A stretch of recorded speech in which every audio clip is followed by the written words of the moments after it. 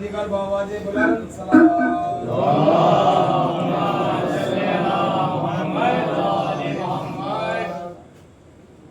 جیتی جاگتی صلوات پڑھے باواز بلند.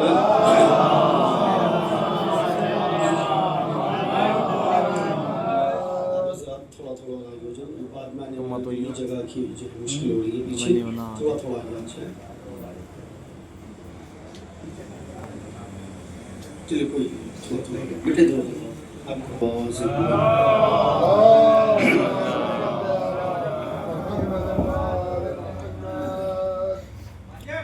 لا حول ولا قوة إلا بالله العلي العظيم.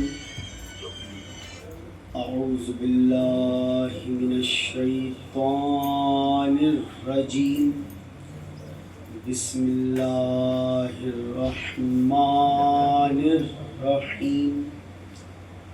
الحمد لله رب العالمين، والصلاة والسلام على سيد الأنبياء والمرسلين، ومحبوب رب المشرقين ورب المغربين، جد الحسن والحسين، سيدنا ونبينا وشفينا ومولانا أبي القاسم محمد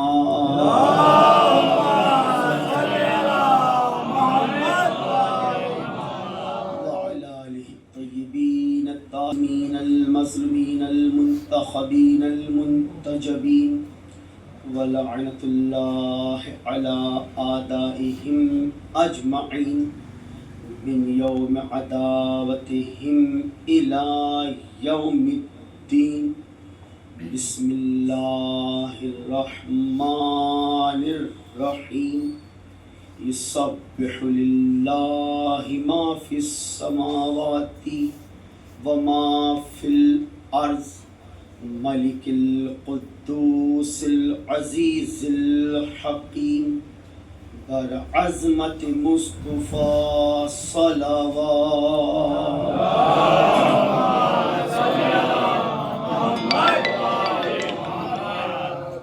آپ حضرات ایک مرتبہ سورہ حمد. عزیزان محترم، سامعین گرامی قدر، عزاداران امام حسین، ارشاد رب العزت ہو رہا ہے. اللہ اپنی پاک و پاکیزہ کتاب میں یعنی کہ قرآن مجید میں، فرقان حمید میں، برہان رشید میں ارشاد فرما رہا ہے. سورہ جمعہ جو آپ حضرات ہر روز جمعہ نماز جمعہ میں سماعت فرماتے ہیں، پیش امام پڑھتے ہیں، اسی کی پہلی آیت ہے. اور اللہ ارشاد فرما رہا ہے کہ یسبح للہ ما فی السماوات و ما فی الارض. دیکھیے، پہلے اللہ نے اپنا ذکر کیا ہے نا، اور ساتھ کے ساتھ لفظ اللہ کے بعد جب تسبیح کا ذکر کیا تو لفظ اللہ. یسبح للہ، تسبیح کرتے ہیں کس کے لیے؟ للہ، اللہ کے لیے. کون اللہ؟ یسبح للہ، اللہ کے لیے تسبیح کرتے ہیں. کون کرتا ہے؟ ما فی السماوات، وہ جو آسمانوں میں ہے، وما فی الارض، اور جو زمینوں میں ہے، یہ سب اللہ کی تسبیح کرتے ہیں. اور بنتا بھی یہی ہے کہ تسبیح اللہ کی ہی کی جائے. خالق جو ہے، مالک جو ہے، معبود جو ہے، زمین و آسمان بنایا اسی نے ہے. جہاں اللہ نے تسبیح کا ذکر کیا تو لفظ اللہ رکھا، یہاں معبود یا خالق یا رازق نہیں کہا. یسبح للہ ما فی السماوات و ما فی الارض. اب آگے اپنی صفت بتا رہا ہے. کس اللہ کی تسبیح کرتے ہیں زمین و آسمان، یہ ساری مخلوق یہ ہر شے کس اللہ کی تسبیح کرتے ہیں؟ ملک القدوس العزیز الحکیم، اس اللہ کی تسبیح کرتے ہیں جو ملک بھی ہے، قدوس بھی ہے، عزیز بھی ہے، حکیم بھی ہے۔ توجہ عزیزان محترم، پہلے اللہ نے بتایا کہ جو زمین میں ہے، جو آسمان میں ہے۔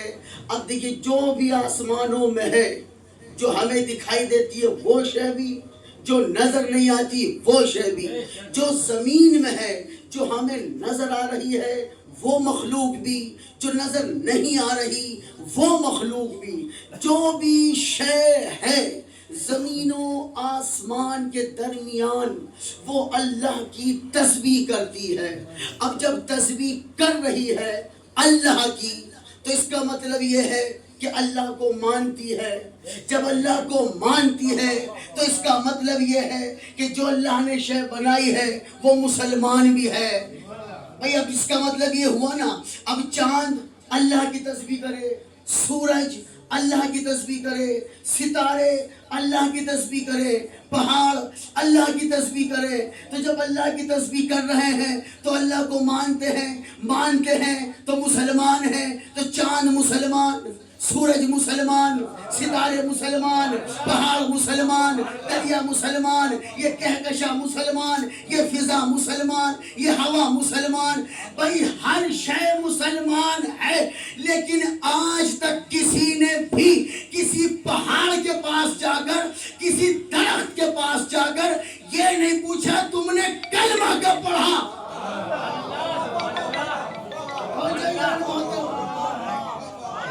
بھئی ہیں سارے مسلمان، لیکن کسی نے کسی درخت سے نہیں پوچھا تم مسلمان ہو کلمہ کب پڑھا؟ کسی پہاڑ سے نہیں پوچھا بھی تو ابو طالب سے پوچھا۔ میاں یہ سارے مسلمان، تو جس کے صدقے میں یہ سب بنے، جو اسے آغوش میں پال دے۔ درود پڑھے محمد علیہ محمد۔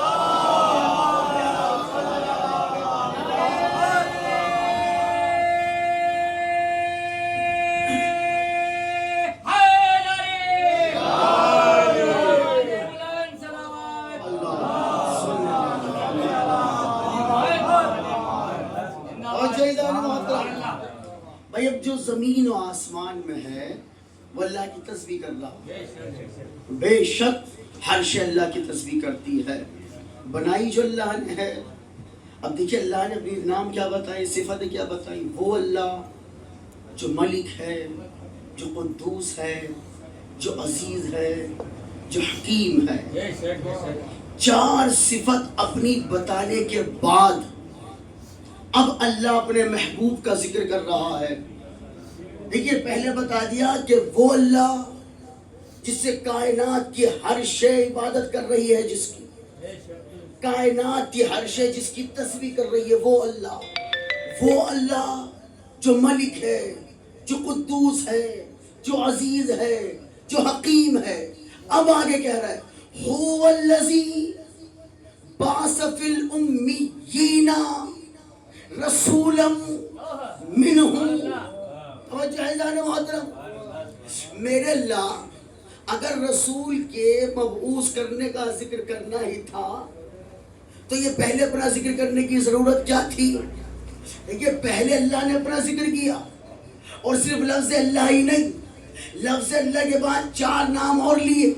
اب اس کے بعد کہہ رہا ہو الذی، اب ہوا، اب یہ نہیں کہہ رہا رحمان نے، رحیم نے، نہیں، ہوا الذی بعث فی الامیین رسولا منہ۔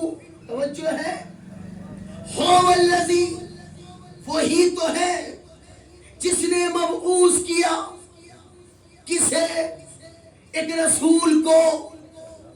دیکھیے پہلے کہہ چکا ہے عزیز، حکیم، ملک، قدوس، یہاں کہہ رہے ہوا، یہ نہیں کہہ رہے یہ ملک نے کیا، عزیز نے مبعوث کیا، حکیم نے مبعوث کیا، نہیں، کہہ رہا ہو الذی، وہی تو ہے، اس ہو ہوا نے، کون سی ہوا جو اللہ نے اپنے لیے کہا تھا کہہ دو قل ہوا، قل ہوا اللہ احد. بھئی یوں بھی تو ہو سکتا تھا نا، قل اللہ احد، کہہ دو اللہ ایک ہے. نہیں، قل ہوا اللہ احد. حبیب ان سے کہو وہ اللہ ایک ہے. بھئی وہ کہنے کی ضرورت کیا تھی؟ دیکھیے ہم کم پڑھے لکھے، ہم چھوٹے سے طالب علم، آپ جیسے بزرگ نے سن سن کے ہمیں ذاکر بنا دیا ہے.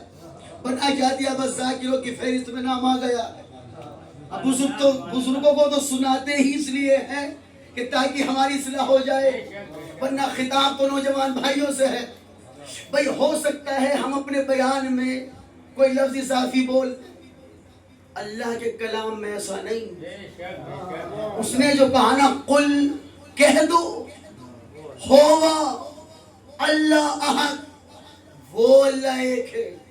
میرے اللہ سیدھی سیدھی بات تھی، قل اللہ احد، کہہ دو اللہ ایک ہے. نہیں حبیب ایسے نہیں کہنا، کہیے وہ اللہ ایک ہے. قرآن میں ایک زیر زبر بھی بغیر مقصد کے نازل نہیں ہوئی، اور ہوا میں تو دو حرف آ گئے، ایک ہے ایک واو. ہوا میرے اللہ یہ کہنے کی ضرورت کیا تھی؟ قل کہہ دیجئے ہوا وہ اللہ ایک ہے. نہیں، ضرورت تھی، اللہ کی مصلحت تھی، کیونکہ جب رسول نے اللہ کی وحدانیت کا اعلان کیا تو 365 جنہوں نے خدا بنائے ہوئے تھے انہوں نے کہا جہاں اتنے خدا مانے ہیں ایک آپ کا بھی مان لیں گے. اللہ نے کہا کہہ دو یہ نہیں وہ اللہ ایک ہے.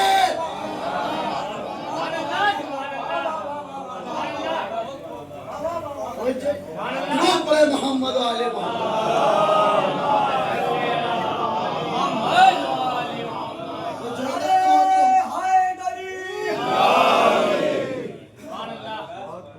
هو الذي بعث في الأميين رسولا منهم يتلو آياتهم ويزكيهم ويعلمهم الكتاب والحکمہ.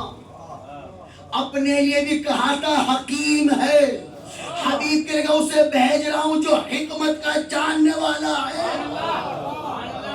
توجہ عزیزان محترم، اب دیکھیے تعارف دو ہو رہے، ایک اللہ کا ایک رسول.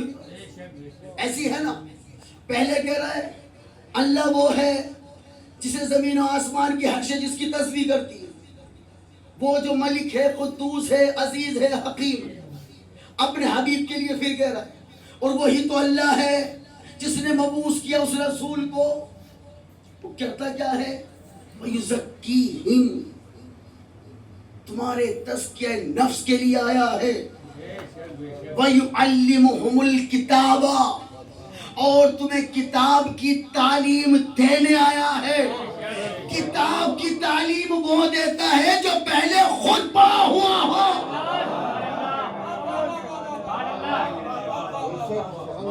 بھائی معلم پڑھنے نہیں پڑھانے آتا ہے. اچھا کہہ کیا رہے اللہ هو الذی بعث فی الامیین رسول، میں نے مبعوث کیا رسول. جی یہ آیت میں بالکل اشارہ ہے، اور 12 اور 17 کا جھگڑا ہی ختم کر دیا اللہ. بھائی رسول اللہ 12 کو آئے 17 کو آئے، اللہ نے جھگڑا ہی ختم کر دیا.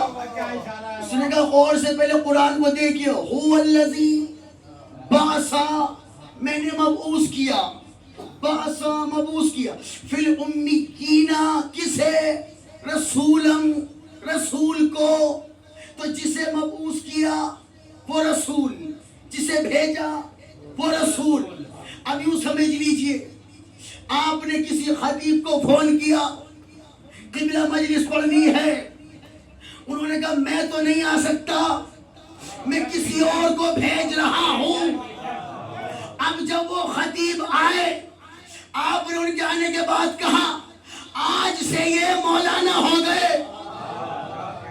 ارے میاں یہ جب سے آپ کے پاس آئے تب سے خطیب نہیں بنے, یہ جہاں سے چلے تھے خطیب بن گیا. اللہ کہہ رہے میں نے بھیجا رسول کو, یہ دنیا میں 12-17 کو رسول نہیں بنا, جہاں سے آیا رسول بن کے آیا. اور جائیدان محترم, اچھا ہم شیعوں کا, علی والوں کا جو بنیادی عقیدہ ہے وہ رسالت ہی ہے, کیونکہ ہم نے جس کو بھی مانا رسول کے کہنے پہ مانا. بھئی ہم اصحاب کو اس لیے مانتے ہیں کہ رسول کے اصحاب ہیں, ازواج کو اس لیے مانتے ہیں کہ رسول کی بیویاں ہیں تو ہماری مائیں ہیں. قرآن کو اس لیے مانا کہ رسول پر نازل ہوا, علی کو بھی اس لیے مانا کہ غدیر میں مولا رسول نے کہا. ارے ہم نے تو اللہ کو بھی اس لیے مانا کہ رسول نے منوایا. ہم تو جو مانتے ہیں رسول کے کہنے پہ مانتے ہیں. یہ عشق رسول ہی تو ہے. اگر کوئی علی کو مولا بھی مان رہا ہے تو یہ اتباع رسول ہی تو ہے, یہ اطاعت رسول ہی تو ہے. وہ رسول اللہ کے رجل سے میں نے مبعوث کیا.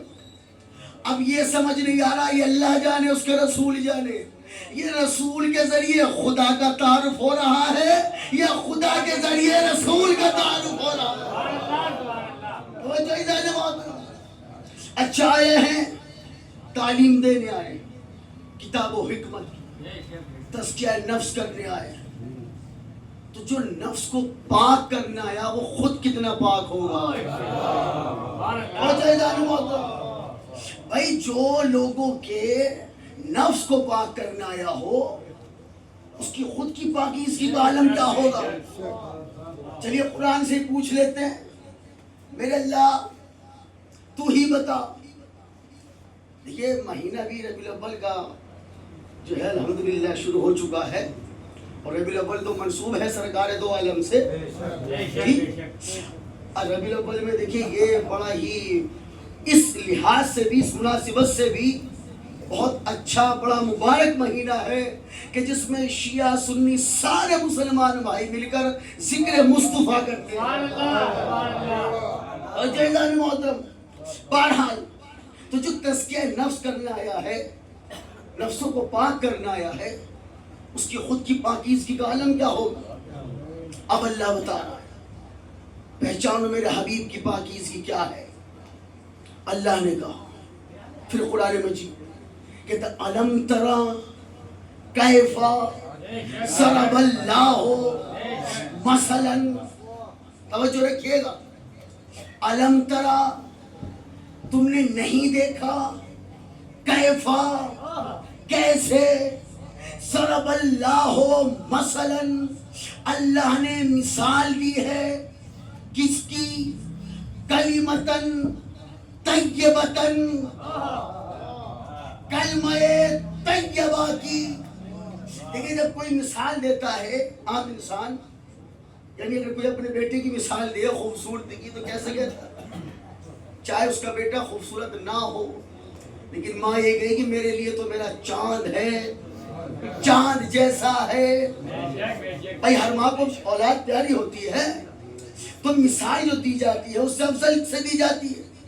اب اللہ کہہ رہا الم ترا کیفا ضرب اللہ مثلا, کیا تم نے نہیں دیکھا اللہ نے کیسی مثال دی ہے.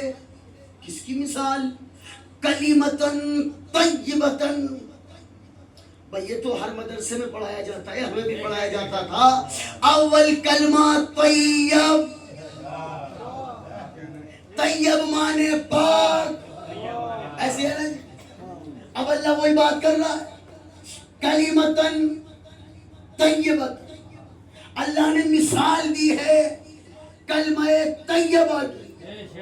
اب جو کلمہ خود پاک ہے جسے قرآن طیب کہہ رہا ہے کتنا پاک ہوگا. اب سوچو جس سے اللہ مثال دے رہا ہے وہ کتنا پاک ہوگا. پھر سنیں سورہ ابراہیم کی آیت ہے, آیت نمبر 24. الم ترا کیف ضرب اللہ مثلا کلمۃ طیبۃ, کس سے مثال دی؟ کشجرۃ طیبۃ, ایک پاک شجرے سے. توجہ محترم, کلمہ طیب ادھر شجرہ طیب, کلمہ طیب کلمہ پاک, شجرہ طیب شجرہ پاک. اب سوچو اللہ کہہ رہا ہے, پھر آیت کا مزاج دیکھیے. الم ترا کیف ضرب اللہ مثلا, کیا تم نے نہیں دیکھا اللہ نے کیسے مثال دی ہے؟ کلمۃ طیبۃ کشجرۃ طیبۃ, اللہ نے کلمہ طیبہ کی مثال دی ہے شجرہ طیبہ سے. یعنی اللہ بتا رہا ہے کلمہ ایسا پاک ہے جیسے یہ شجرہ پاک ہے.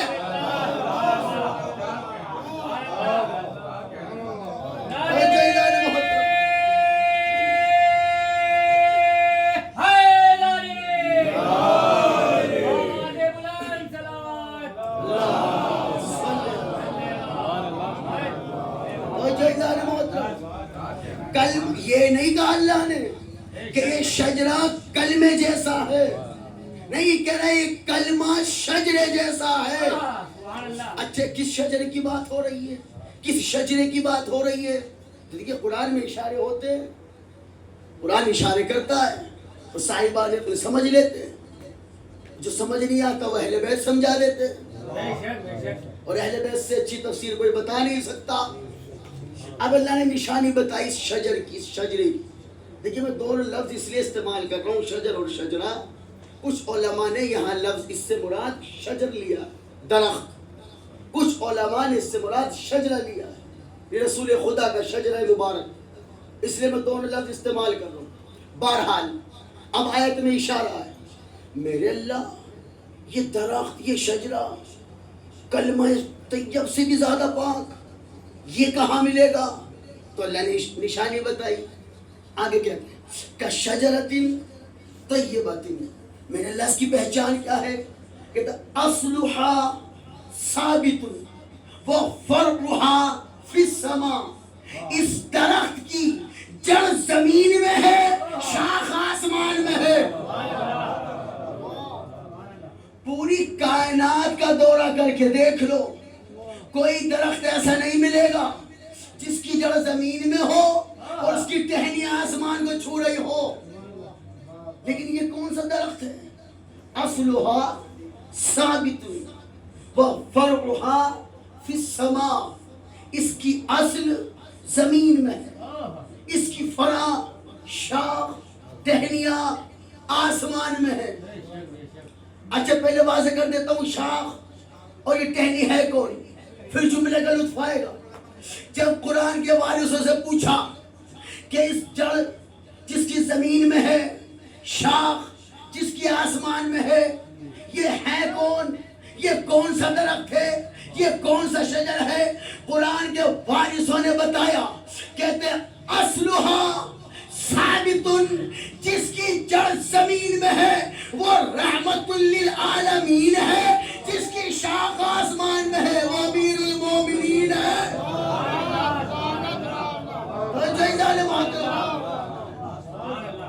اچھا میرے اللہ, دیکھیے پھر وہی بات, یہ اللہ نے ایسی کہہ دیا کہ جڑ زمین میں ہے, شاخ آسمان میں. ایسے تو نہیں کہتے نا, ہوا تو ہوگا نا کچھ, کہیں تو ایسا منظر نظر آیا ہوگا نا کہ جڑ زمین میں ہو, شاخ آسمان میں ہو.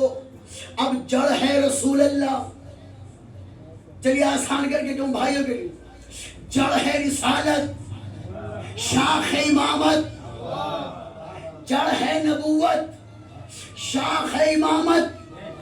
اب جڑ کے لیے اللہ نے کہا یہ زمین میں ہے, ادھر کہتے ہیں شاخ آسمانوں میں ہے.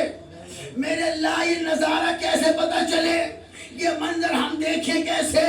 عجب نہیں آواز قدرت آئے, ذرا کعبے کے لیے میرے رسول کو لشکر بنانے دے، مکہ فتح ہونے دے، بت توڑنے کا وقت آنے دے۔ جب رسول بت توڑنے کے لیے کھڑے ہوں گے، علی شانوں پہ سوار ہوں گے، اور رسول نے علی سے کہا یا علی کیسا محسوس کر رہے ہو؟ سرکار ایسا لگ رہا ہے چاہوں تو آسمان پر رکھی ہوئی شے اٹھا لوں۔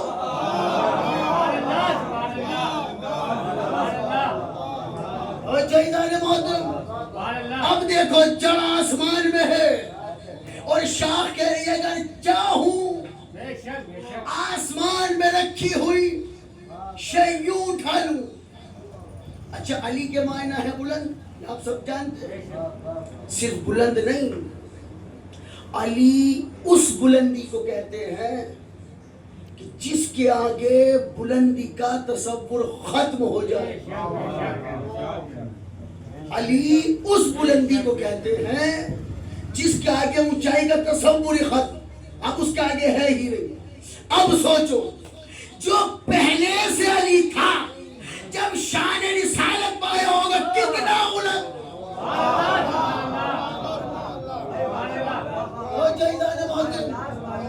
یہ جو پہلے علی ہے وہ شان رسالت پہ کھڑا ہے، اب سوچو کہ کتنا علی ہو گیا ہوگا۔ اچھا کیا ہے مولا علی نے اگر چاہوں آسمان پہ رکھی ہوئی شے یوں اٹھا لوں تو مولا اٹھا لو۔ کل وہ کوئی کہہ سکتا ہے یہ جب اٹھا سکتے تھے کیوں نہ اٹھا لی؟ عجب نہیں مولا علی کہیں اٹھانے کی ضرورت مجھے ہے ہی نہیں۔ ارے میری تو گھر میں رہنے والی میری زوجہ اگر مصلی بچھا کے دعا کر دے تو تارا خود اتر کے آ جاتا۔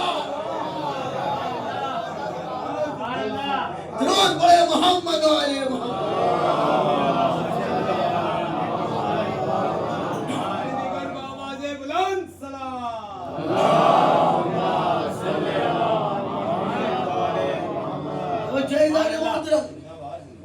اب سوچیے اس نبی کی پاکیزگی کا عالم کیا ہوگا جو کلمہ پاک سے زیادہ پاک ہو، اس ذات مقدس کو محمد مصطفیٰ کہتے ہیں۔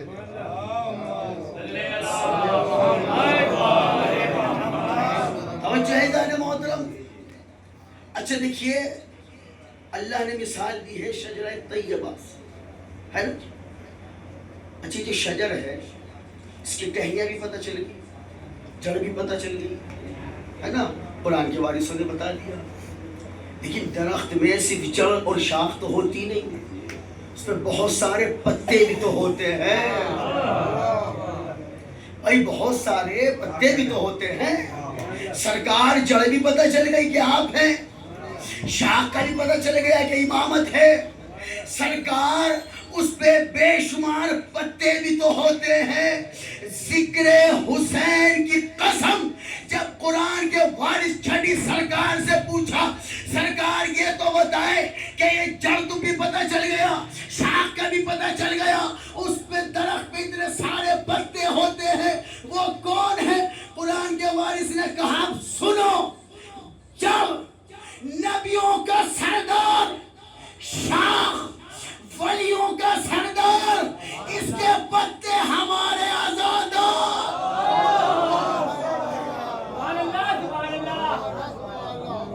درود پڑھو محمد علیہ۔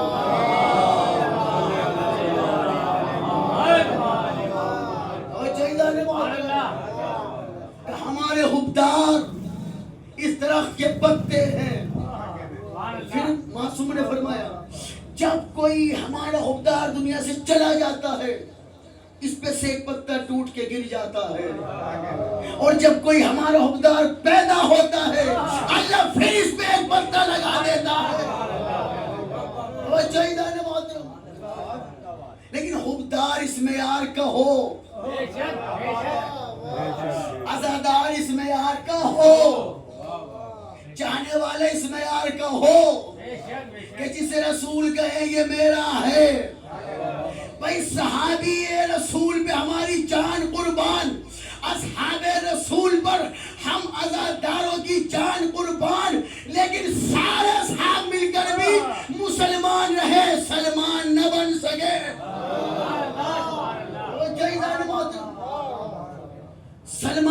کوئی نہ بن سکا سوائے جناب سلمان کے. نہیں دیکھیے رسول خدا کے وفادار جانثار صحابیوں کی خاک، قدموں کی خاک ہمارے سر کا تاج ہے. اور اگر صحابہ کرام کے اصحاب باوفا کی قدموں کی خاک بھی اگر ہمیں مل جائے تو نجات کے لیے کافی. توجہ ہے، شرط یہ ہے رسول سے محبت کرنے کی کہ رسول کے معیار کی جائے.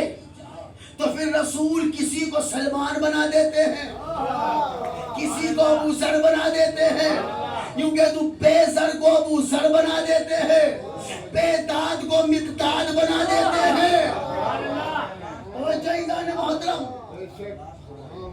اور مسلمان کو سلمان بنا دیتے ہیں. اچھا ایک صحابی ہیں رسول خدا کے، جناب جابر ابن عبداللہ الانصاری جی، بڑے وفادار جانثار صحابی، ہماری جان قربان ہے اصحاب رسول پر. اچھا صرف شیعوں کی بات نہیں، اللہ سلامت رکھے شیعہ سنی سارے مسلمان بھائیوں کو اہل سنت علماء نے بھی لکھا. وہ کہتے ہیں رسول خدا اور کچھ اصحاب رسول ساتھ ایک گڑھا ایک کھندق کھود رہے جی، بھوک پیاس کی شدت کا عالم. جناب جابر کہتے ہیں میں نے دیکھا سرکار دو عالم جس کے صدقے میں کائنات بنی، بھوک کی شدت محسوس ہو رہی ہے، چہرے سے پیاس کی شدت محسوس ہو رہی ہے. جناب جابر قریب آئے، رسول سے آگے کہتے آرام سے آہستہ سے کہتے یا رسول اللہ اگر محسوس نہ کریں گھر میں کچھ تھوڑا سا کھانے کا اہتمام ہے، اگر آپ حکم کریں. سرکار زیادہ تو نہیں، ادھر متوجہ ہے بھائی، سرکار ان سب کے لیے تو نہیں ہے، تھوڑا سا ہے، تھوڑی سی جو ہے، ایک بکری کا بچہ ہے چھوٹا سا. سرکار اگر آپ اجازت دیں تو میں اہتمام کرا لوں، آپ آ جائیں. ہاں سرکار دیکھیے آہستہ بتا رہے ہیں، مثلا کسی کو ایک بندے کی دعوت کرنی ہو تو مجمع میں اعلان نہیں کرے گا. اب وہ آہستہ سے کہے سرکار اگر آپ ایک دو افراد کو اپنے ساتھ لانا چاہیں، ذمہ داری سے پڑھ رہا ہوں، اگر آپ ایک دو افراد کو اپنے ساتھ لانا چاہیں تو لے آئیں. جناب جابر سے رسول نے کہا ہاں جابر آپ جائیں، جائیے اہتمام کریں. جناب جابر گھر پہنچے، بیوی سے کہا آج میری سرکار گھر آ رہی ہے، آج نبیوں کا سردار ہمارے گھر تشریف لائے گا، جلدی کھانے کا اہتمام کرو. ادھر جناب جابر گھر میں اہتمام کر رہے ہیں، ادھر نبیوں کے سردار نے جو وہی بولتے تھے جو وہی بولتی تھی، جو وہی بولتے تھے جو وہی بولتی تھی، انہوں نے کہا میرے صحابیوں جی یا رسول اللہ سب چلو جابر کے گھر دعوت ہے. بھائی بھوک پیاس کی شدت ہو اور کہیں سے اعلان ہو جائے کھانے کے لیے، جان میں جان آ گئی. اور اعلان بھی بندے نے نہیں کیا، رسول نے کیا. اور صرف رسول نے نہیں کیا، نبیوں کے سردار نے کیا، رسولوں کے سردار نے کیا ہے. سارے خوش جی سرکار. اب آگے آگے رسول، پیچھے پیچھے اصحاب رسول. وہ جناب جابر نے دعوت کی تھی رسول کی، سرکار ایک دو افراد کو ساتھ لینا چاہے لے آئیے گا، وہاں تو بہت سارے. اور صرف اتنا نہیں، جملہ سنیے، جو جو راستے میں ملتا گیا السلام علیکم یا رسول اللہ، علیکم السلام، کہاں جا رہے ہو؟ سرکار فلاں کام سے، آؤ میرے ساتھ چلو جابر کے گھر دعوت ہے. آگے رسول، پیچھے اصحاب رسول. کیا نظارہ ہوگا، خدا کی قسم کیا منظر ہوگا. آگے آگے رسول چل رہے ہو، پیچھے پیچھے اصحاب رسول چل رہے ہو، اور پیچھے اصحاب خوش بھی ہے. بھوک پیاس کی شدت میں کہیں سے دعوت کا اہتمام ہو گیا ہے جی. اب چل رہے ہیں، ادھر وہ دونوں ہماری جان قربان ایسے صحابیوں پر اہتمام کر رہے ہیں کہ میری سرکار گھر آ رہے ہیں، کھانے پہ تشریف لائیں گے. اب جناب جابر گھر کے دروازے پہ کھڑے ہیں، نظریں جمائے ہوئے میرے سرکار ادھر سے آئیں گے. اب جو آتے ہی دیکھا رسول کو دیکھ کے خوش ہو گئے, اصحاب کو دیکھ کے پریشان ہو گئے. اب گھر میں آئے واپس, بیوی سے کہتے ہیں غضب ہو گیا, کیا ہوا؟ وہ سرکار کی دعوت کی تھی, اب پھر وہ آ گئے, پریشانی کی بات کیا ہے؟ کہ اکیلے نہیں آئے ہیں, مجمع ساتھ میں ہے. پھر پریشانی کی کیا بات ہے؟ کھانا تھوڑا سا ہے, اتنا نہیں ہے کہ سب کھا لیں. یہ ہوتا ہے یقین, اسے کہتے معرفت. جناب جابر کی اہلیہ نے کہا یہ بتاؤ آپ نے دعوت کس کی تھی؟ کہا جی میں نے رسول کی. کہا ان سب کی کس نے کی ہے؟ کہا رسول نے.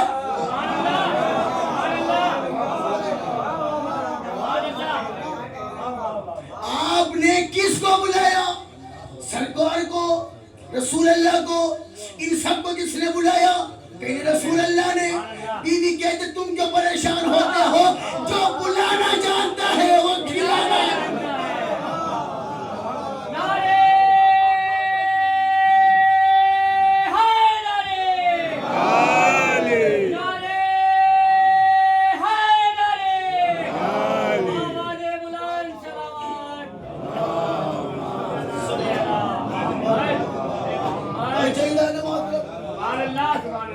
آگے رسول, پیچھے پیچھے اصحاب رسول.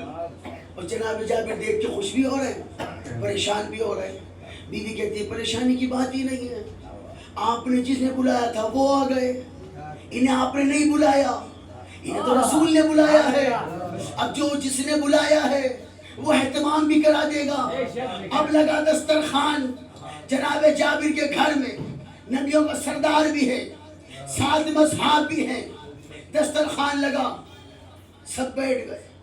ایک جملہ ہے, رسول نے تو کہا تھا, رسول نے جو کہا تھا وہ بتاؤں گا, لیکن میں اپنی زبان میں جو آج کل کی زبان میں ہے وہ آپ محسوس کیجئے گا. دیکھیں دسترخوان لگا ہوا ہے, ادھر رسول اللہ ساتھ میں ہیں, صحابہ خوش ہیں, کھانے کے لیے تیار ہیں, دسترخوان لگنے والا ہے, کھانا آنے والا ہے. ادھر جناب جابر پریشان. جناب جابر کو بلایا رسول نے. جابر, جی یا رسول اللہ ادھر آؤ. جی سرکار, وہ جس برتن میں کھانا پکایا ہے وہ لے کر آؤ. جناب جابر لے کر آئے. جی یا رسول اللہ. رسول خدا نے اس پہ سے ڈھکن ہٹایا, اپنا لعاب مبارک اس میں ڈال کے کہا اپنی بیوی سے کہنا بس دیکھے نہیں کتنا ہے, اتار دی جائے کھلا دی, اتار دی جائے کھلا دی جائے. لے گئے, دسترخوان لگا ہوا ہے, کھانا آ رہا ہے. رسول خدا نے کہ جیسے کہتے ہیں میاں اچھے سے کھانا, آپ کی زبان میں رسول نے کہا تھا زانو ٹیک کے کھانا. اب میں آج کی زبان میں نوجوان بھائیوں کی مجاز سے کہوں, رسول نے کہا تھا میرے صحابیوں جم کے کھانا. کھانا آ رہا ہے, سب کھا رہے, سب کھا کے سیر ہو گئے. جتنی بھوک کی شدت تھی سب ختم. اب دیکھیں انسان ہے, صاحب معرفت تو تھے, جناب جابر بھی اہلیہ بھی ہے, تو انسان سب کھا چکے. اب ایک مرتبہ سوچا چکر کیا ہے, پکایا تو اتنا سا تھا اور اتنی دیر سے چل رہا ہے, سب کھا رہے ہیں. رسول نے کیا کہا تھا, بیوی سے کہنا اس کا ڈھکنا ہٹا کے دیکھے نہیں, بس اتار دی جائے کھلا دی جائے. ایک مرتبہ جناب جابر کے نے سوچا بھائی دیکھوں تو صحیح کتنا رہ گیا ہے. جناب جابر کہتے ہیں جتنا پکایا تھا اتنا ویسا کا ویسا سلامت. رسول نے جملہ کہا جابر اگر تمہاری اہلیہ یہ نہ دیکھتی کہ کتنا رہ گیا ہے, تیری آنے والی نسل قیامت تک اسی سے کھاتی.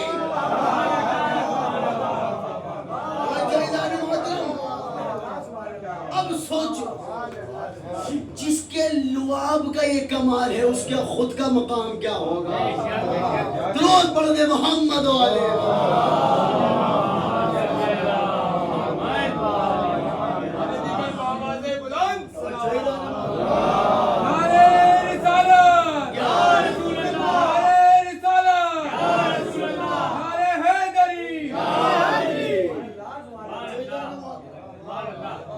جس کے لعاب میں یہ برکت ہے اس کے نور کا عالم کیا ہوگا؟ اس کا خود کا مقام کیا ہوگا؟ لعاب رسول میں اتنی برکت، تو سوچو وہ رسول کی شان کے مالک، ہم اہل بیت کے فضائل پڑھ کر بھی شان رسالت ہی بیان کرتے ہیں۔ ہم علی کے فضائل پڑھنے کے بعد پھر اپنے بچوں کو، چھوٹے بھائیوں کو بتاتے، اب دیکھو جس کا شاگرد ایسا ہے اس کے استاد کا عالم کیا ہوگا، کیونکہ علی کائنات کے مولا ہے اور رسول خدا علی کے بھی مولا ہے۔ رسول اللہ، کیونکہ ہمارا بنیادی عقیدہ ہی رسول ہے، ہم نے جس کو مانا رسول کے کہنے پہ مانا، اور یہی رسول، جس رسول نے جس منبر سے اللہ کی وحدانیت کو پہنچایا، اپنی رسالت کا اعلان کیا، جس نے تمام مسائل شریعہ بیان کی، وہی رسول اپنے نواسوں کی، اپنے اہل بیت کی فضیلت بھی امت کو بتاتے رہے۔ دیکھیے کسی خطیب کا بڑا پیارا جملہ ہے، وہ کہتے تھے کہ اہل بیت کو جو اللہ نے دیا وہ فضائل ہیں، جو امت نے دیے وہ مسائل۔ کہ اللہ نے اہل بیت کو فضیلت کے علاوہ کچھ بھی نہیں دیا، فضائل ہی فضائل اللہ نے دیے، اور امت نے مصائب کے سوا کچھ نہیں دیا اہل بیت۔ عزادارو، جب ربیع الاول کا مہینہ ہے نا، اور ذکر مصطفیٰ چاروں طرف چھایا ہوا ہوتا ہے، تو انسان کو یہ احساس ہونا چاہیے دل سے، اندر سے، یہ اسی 2 مہینے کی محنت کا صلہ ہے۔ اگر محرم اور سفر میں یہ اہل بیت کی قربانیاں نہ ہوتی تو ربیع الاول میں کوئی ذکر مصطفیٰ کرنے والا نہ ہوتا۔ دیکھیے مولا حسین شہید ہوئے نا محرم میں، کربلا میں، لیکن 10 محرم کے بعد مصائب کا سلسلہ رکا تو نہیں نا۔ بس یوں کہہ لیجئے، جو رسول کے مقصد کو پورا کرے اسے حسین کہتے ہیں، اور جو حسین کے اسی مقصد کو منزل مقصود تک لے گئی اسے شریکت الحسین کہتے ہیں۔ وہ شہزادی زینب جس کا لقب شریکت الحسین ہے، عزادارو، جب رہائی ملی ہے نا، مولا سجاد نے کہا پھوپھی اماں رہائی مل گئی، مدینے چلیں۔ رہائی کے بعد جب یہ قافلہ اس مقام پہ پہنچے نا جہاں سے 2 راستے جدا ہوتے تھے، ایک راستہ مدینے کی طرف جاتا تھا، ایک کربلا کی طرف۔ شہزادی کہتی ہے سجاد، قافلہ مدینے کی طرف نہیں کربلا کی طرف لے چلو۔ پھوپھی اماں کربلا کس لیے؟ کہ سجاد، میں اپنے بھائی کو بے غور و کفن چھوڑ کر آئی تھی۔ سجاد، پورا سال گزر گیا، میرے بھائی کا کوئی چہلم منانے نہیں آیا۔ شہزادی نے بڑی حسرت سے کہا سجاد، قافلہ مدینے لے چلو۔ ارے میرا غازی شان کٹا کا دریا کنارے سو گیا تھا۔ عزادارو، قافلہ چل رہا ہے کربلا کی طرف۔ عزادارو، ابھی کربلا کی طرف قافلے کا پہنچنا تھا قافلہ کربلا پہنچنے سے پہلے مولا حسین کا سب سے پہلا زائر جناب جابر اپنے کچھ ساتھیوں کو لے کر، جناب جابر نابینا ہو چکے تھے، آنکھوں کی روشنی جا چکی تھی، جناب جابر کچھ ساتھیوں کو لے کر کربلا پہنچے، ساتھیوں سے کہتے ہیں مجھے حسین کی قبر پہ لے چلو۔ ساتھیوں نے کہا یہاں ایک قبر نہیں ہے، یہاں بہت ساری قبریں ہیں اور نشان قبر ہے نہیں، کیسے پتا چلے اس میں آپ کے آقا حسین کی قبر کون سی ہے؟ عزادار و صاحب معرفت صحابی تھے نا، جناب جابر کہتے مجھے ان قبروں کے درمیان میں کھڑا کر دو۔ جناب جابر نابینا ہے، آنکھوں کی روشنی نہیں ہے، قبروں کے درمیان آنا تھا۔ جناب جابر نے دل کی گہرائیوں سے کہا السلام علیکہ یا ابا عبداللہ۔ قبر حسین سے آواز آئی علیکم السلام یا جابر، بس سلام کے جواب کا آنا تھا۔ جناب جابر نے خود کو قبر حسین پہ گرایا، عزاداروں گرا کے رونا شروع کیا، اتنا روئے جناب جابر کہ غش آ گیا۔ غش کے عالم میں کیا دیکھا؟ مولا حسین ہے، تیروں سے سینہ چھلنی ہے، زخم پہ زخم لگے ہوئے ہیں۔ جناب جابر نے تڑپ کے کہا مولا میں نے یہ تو سنا تھا آپ کے جسموں پہ زخم ہے، مولا یہ کیا پتا تھا زخموں میں زخم لگا ہوا ہے۔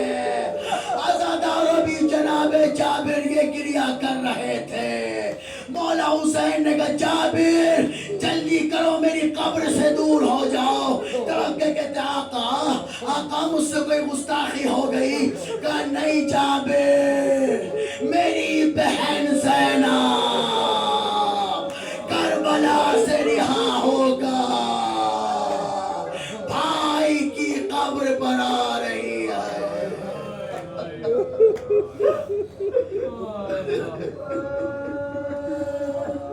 الا لعنت اللہ علی القوم الظالمین۔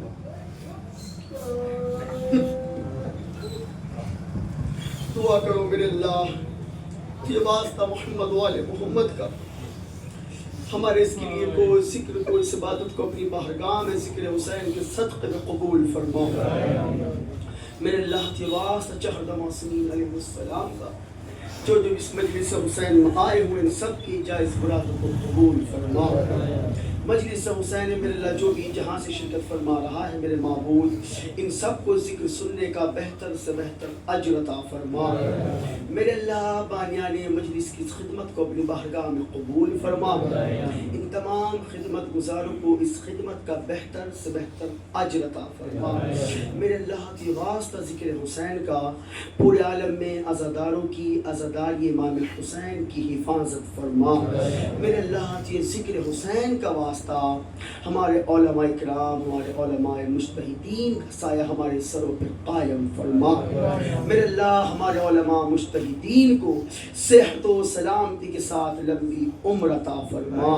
میرے اللہ کے واسطہ محمد و آل محمد کا میرے معبود جو بھی جہاں بھی تیرا بندہ پریشان حال ہے میرے اللہ جو بھی عزادار جہاں پریشان ہے میرے معبود اسیران کربلا کے صدقے میں ان کی تمام پریشانیوں کو دور فرما۔